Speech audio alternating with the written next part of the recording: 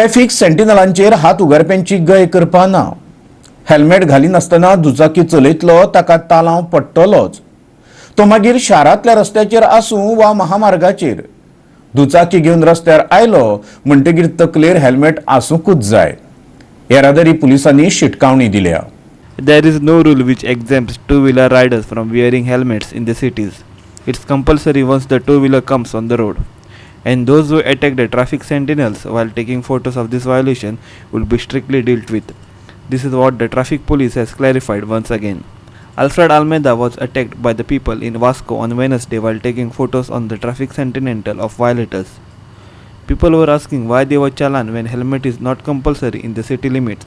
Our Goa 365 team met traffic SP Dinraj Goekar in this regard, and this is what he told. Watch it.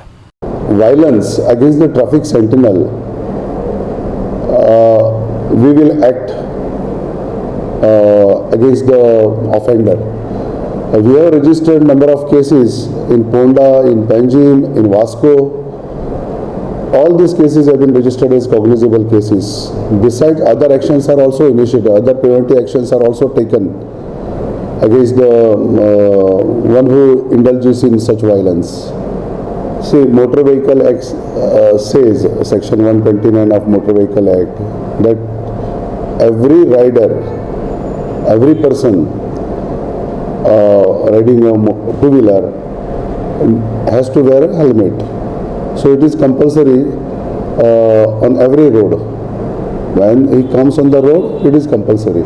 And I don't think there is any change that we are going to make in this scheme.